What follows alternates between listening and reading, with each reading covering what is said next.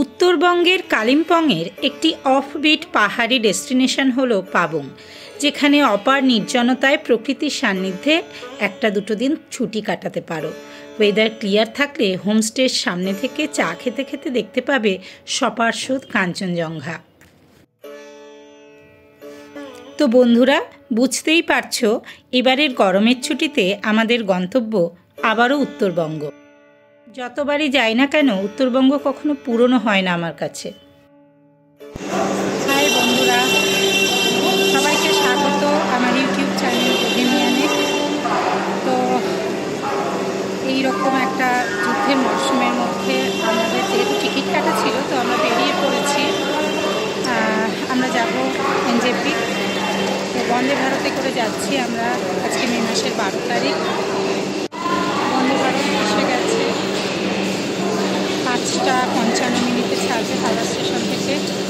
তো আমরা বন্দে ভারতের মধ্যে সিট নিয়ে বাইরে একটু চা খেতে আসলাম। আবার আমরা ওখানে যাব। 1:32 নাগাদ আমরা এনজেপি স্টেশনে পৌঁছেছি। এখন এই প্ল্যাটফর্ম ধরে এগোচ্ছি। আমরা গাড়ি ধরব। আমরা প্রথমে যাব পাবংয়ের উদ্দেশ্যে। বন্দে ভারত ঠিক সময়েই এনজেপি নামিয়ে দিল, আর আমরা আগে থেকে হোমস্টের বলা গাড়ি করে পাবংয়ের উদ্দেশ্যে রওনা দিলাম। এনজেপি নেমে তারপর যখন সমতল থেকে দূরে অল্প অল্প পাহাড় দেখা যায় আর আস্তে আস্তে ওয়েদারটা ঠান্ডা হতে থাকে, তখন মনটা যেন কেমন পুলকিত হয়ে ওঠে। সে আর কি বলি। হোমস্টেতে পৌঁছাতে আমাদের একটু দেরি হয়ে গেছিল। যাই হোক, সন্ধেবেলা কিছু স্ন্যাক্স খেয়ে তাড়াতাড়ি ডিনারটা সেরে নিলাম। ডিনারের মেনু ছিল ভাত বা রুটি, ডাল, সবজি, পাঁপড় আর চিকেন কষা। আমরা পাবংয়ে যেখানে উঠেছি দুদিনের জন্য, তার নাম পাবং হোমস্টে, যেটা কালিম্পং ডিস্ট্রিক্টে অবস্থিত। পাবং হোমস্টের দুর্দান্ত লোকেশনের জন্য প্রথম দেখাতেই আমাদের খুব ভালো লেগে গেল হোমস্টেটা। পাবং হলো কালিম্পং জেলার একটি ছোট্ট নিরিবিলি গ্রাম। চারপাশে সবুজ প্রকৃতি, হোমস্টে সবজি ক্ষেত, আকাশে বাতাসে সর্বদা মেঘের আনাগোনা, মিষ্টি ঠান্ডা পরিবেশ আর হোমস্টে স্টাফদের আন্তরিকতা, সব মিলিয়ে পাবং একদম জমে গেল। পরদিন সকালে তাড়াতাড়ি ব্রেকফাস্ট সেরে আমরা বেরিয়ে গেলাম লোকাল সাইট সিইং করতে। পাবং থেকে একটি গাড়ি ভাড়া করে আমরা একে একে দেখে নিলাম park, lava monastery, Nakdara lake, Dublin view point ইত্যাদি। এদিন আমাদের নিয়েছিল 3000 টাকা সব সাইট সিইংয়ের জন্য। পাবং হোমস্টের খুব কাছে এই পার্কটি, বেশ সুন্দর পাইন গাছ দিয়ে সাজানো। এখানে একটা ভিউ পয়েন্টও আছে, যেখান থেকে ভালো ওয়েদার থাকলে কাঞ্চনজঙ্ঘা ভিজিবল হয়।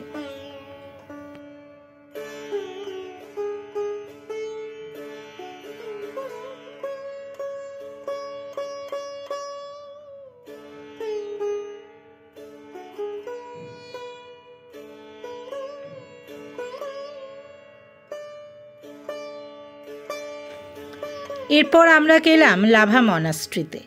এই নিয়ে আমার তৃতীয়বার এখানে আসা। এখানকার পরিবেশটা বেশ সুন্দর, অনেক লামার বাস এখানে। ওনাদের সাথে ছবি তুলতে চাইলে ওনারা হাসি মুখে রাজিও হয়ে যান। শুনেছি এখানে নাকি বিভিন্ন সিনেমার শুটিংও হয়েছে। এখান থেকে চারপাশের ভিউটাও ভারী সুন্দর। বরাবরই পাহাড়ি মনাস্ট্রি আর লামাদের জীবনযাত্রা আমাকে আকৃষ্ট করে।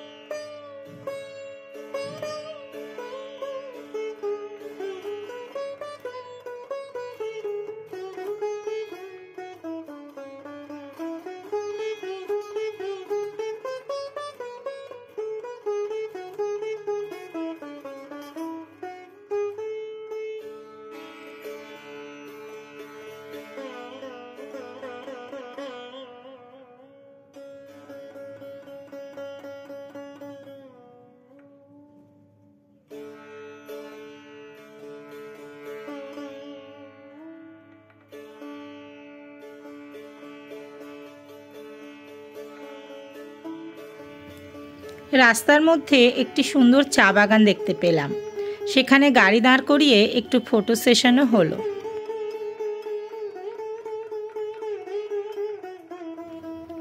এবারে আমরা এলাম নকদারা লেকে। বেশ বড় সুন্দর একটি লেক, এখানে বোটিং করারও সুব্যবস্থা রয়েছে।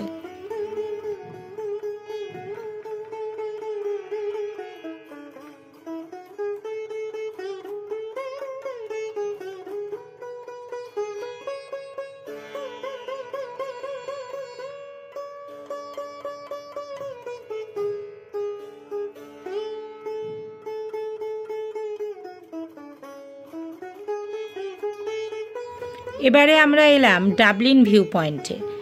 এই ভিউ পয়েন্টটি খুব সুন্দর, কিন্তু ওয়েদারটা ক্লিয়ার নয় আর চারিদিকে মেঘ, এই জন্যে খুব সুন্দরভাবে আমরা চারদিকটা দেখতে পাইনি। এখানে ঢোকার জন্য প্রবেশ মূল্য পার হেড 25 টাকা করে। আর এখানে একটা সুন্দর গ্লাস ব্রিজ রয়েছে ছোট্ট, আর কাপলদের জন্যে ছবি তোলার জন্য একটা খুব সুন্দর জায়গা রয়েছে, আর একটা দোলনাও রয়েছে। সুইজারল্যান্ডে জঙ্গল আছে? হ্যাঁ, জঙ্গলের মধ্যে প্রতিটা এরিয়ার মধ্যে জঙ্গল আছে, মানে ছোট ছোট ফরেস্ট আছে, বড় আছে। আমাদের বাড়ির কাছে 2-3 ফরেস্ট আছে। ফরেস্টকে তো অ্যানিম্যাল ফ্রি করে দেবে না, না বললাম যে ডিএফটি আছে তো।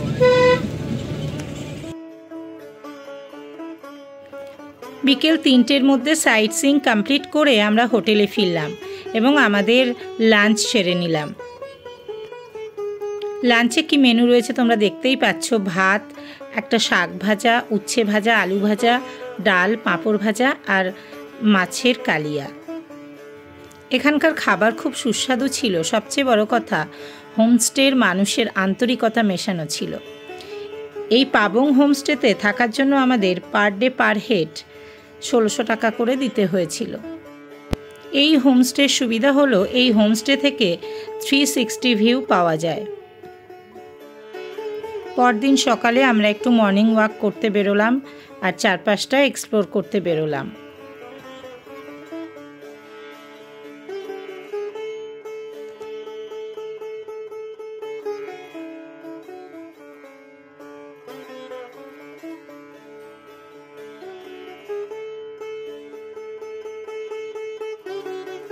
চারপাশে দেখলাম অনেক ভুট্টার ক্ষেত।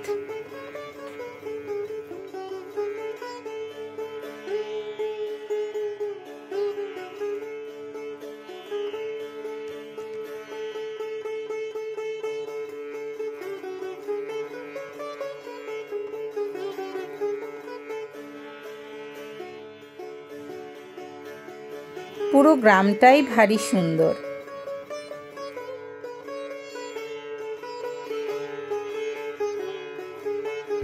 এবার একটা হোম ট্যুর হয়ে যাক। আমরা ছিলাম একটা ডুপ্লেক্স কটেজে এবং এখানে 2খানা বেড রয়েছে, যথেষ্ট বড় রুম, আর টয়লেটটাও কিন্তু নিট অ্যান্ড ক্লিন আর স্পেসাস।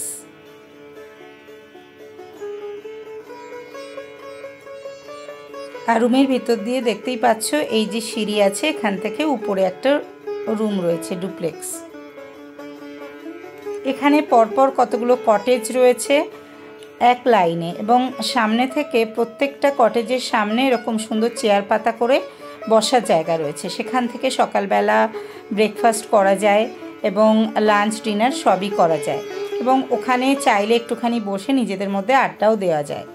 তো পরদিনও আমরা হোমস্টেতে না থেকে একটু ঘুরতে বেরিয়ে পড়লাম। এদিন আমরা যাব কয়েকটা জায়গায়, এবং এদিন আমাদের সাইট সিইংয়ের জন্য নেবে 3500 টাকা। এদিন আমরা যাব ডেলো পার্ক, দূরপিন মনাস্ট্রি এবং pine view nursery, Morgan house ইত্যাদি।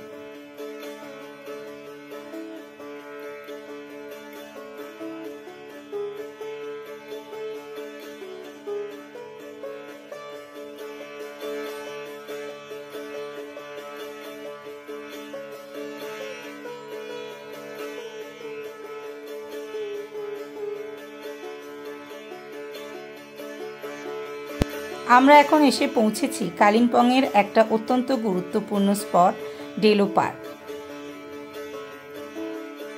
এই নিয়ে আমি দ্বিতীয়বার ডেলোতে আসলাম। প্রথমবার যখন এসেছিলাম তখন দার্জিলিংয়ে যখন ঘুরতে এসেছিলাম সেই সাথে এসেছিলাম। ডেলোতে একটি সরকারি ট্যুরিস্ট বাংলো রয়েছে, যেটাতে আগে থেকে বুকিং করে আসলে এখানে থাকা যায়। চারিদিকে সবুজ আর ফুলে ফুলে সাজানো ডেলো পার্ক একবার যে আসবে তাকে মন্ত্রমুগ্ধ করবেই। এখানে মেঘেদের মধ্যে ঘুরে বেড়াতে আর ছবি তুলতে কিন্তু বেশ লাগে। এরপর আমরা এলাম পাইন ভিউ নার্সারিতে।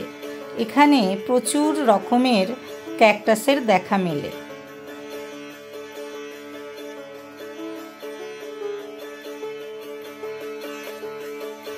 এখানেও আমি দ্বিতীয়বার এলাম। আগে যখন কালিম্পং এসেছিলাম তখনও এখানে সাইট সিইং করেছিলাম। কালিম্পংয়ের গল্ফ গার্ডেনটা বন্ধ ছিল, ফলে বাইরের রেলিং থেকেই দেখতে হলো।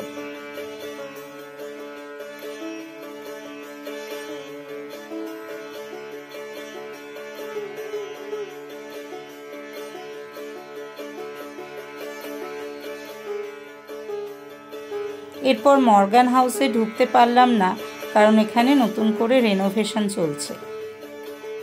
এরপর আমরা এলাম দূরপিন মনাস্ট্রিতে।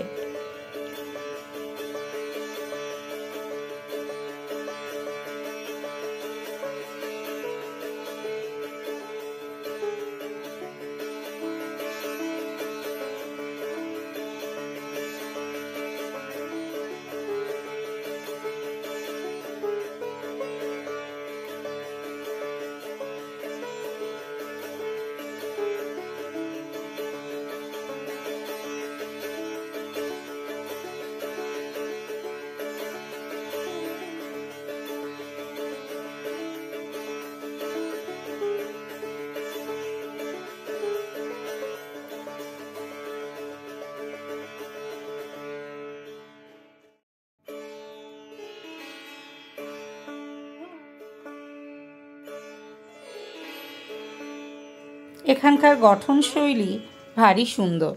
চারদিকটা ঘুরে ঘুরে দেখতে থাকলাম।